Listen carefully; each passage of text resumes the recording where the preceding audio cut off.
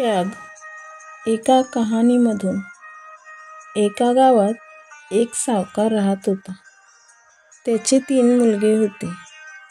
काही वर्षानंतर वृद्धापकाळाने त्या सावकाराचे निधन झाले. निधनापूर्वीच त्याने पेपर तयार करून ठेवले होते की माझ्या निधनानंतर माझी संपत्ती याप्रमाणे 3 मुलांमध्ये वाटप करावी. मोठ्या मुलाला अर्धा हिस्सा, 2 नंबरच्या मुलाला 4था हिस्सा आणि 3 नंबर मुलाला 5वा हिस्सा देण्यात यावा. सावकाराने लिहून ठेवल्याप्रमाणे सर्व संपत्तीचे 3 मुलांमध्ये वाटप करण्यात आले.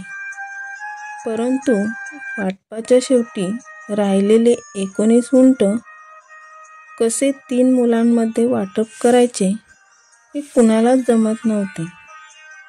कारण मोठ्या मुलाला अर्धा हिस्सा म्हणजे 19 उंटाचा अर्धा 9.5, 2 नंबर मुलाला 4था हिस्सा म्हणजे 19 उंटाचा 4.25 व 3 नंबर मुलाला 19चा 5वा भाग देणे शक्य नव्हते. कारण उंट अर्धा पाऊण कसा करणार? 19 उंट 3 मुलांमध्ये वडिलांनी लिखाण करून ठेवल्याप्रमाणे वाटणी करणे गाव पंडितजींना जमेना. तेवढ्यात एक व्यक्ती उंटावर बसलेला तिथे पोहोचला. मित्राच्या घराजवळ गर्दी बघून चौकशी केली. काय झाले आहे इथे? तेव्हा गावातील लोकांनी या घरातील मालकाचे निधन झाल्याचे सांगितले. उंटावर आलेल्या व्यक्तीने सांगितले की मी या 3 मुलांच्या वडिलांचा मित्र आहे.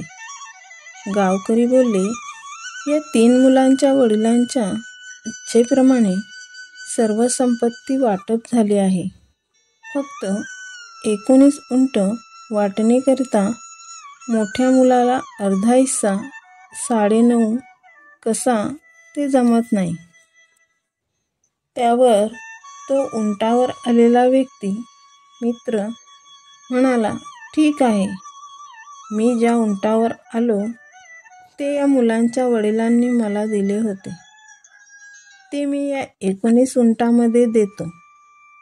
मग आता 20 उंट झाले. पहिल्या मुलाला अर्धा हिस्सा 10 उंट, 2 नंबर मुलाला 4था हिस्सा 5 उंट, 3 नंबर मुलाला 5वा हिस्सा 4 उंट दिले. वडिलांच्या इच्छेप्रमाणे वाटणी झाली व 1 उंट शिल्लक राहिला. तो उंटावर आलेल्या व्यक्तीने घेतला व तेथून निघून गेला. उंटावर आलेल्या व्यक्तीने आपला उंट थोडा वेळ त्याग केला. त्याचा मोह सोडला. परंतु तो उंट त्याला परत मिळाला. या कहाणीमधून हेच शिकण्यास मिळते की त्याग भावनेने जगा. जे आपले असेल ते परत आपल्याला मिळेल. कारण करता करविता परमेश्वर आहे.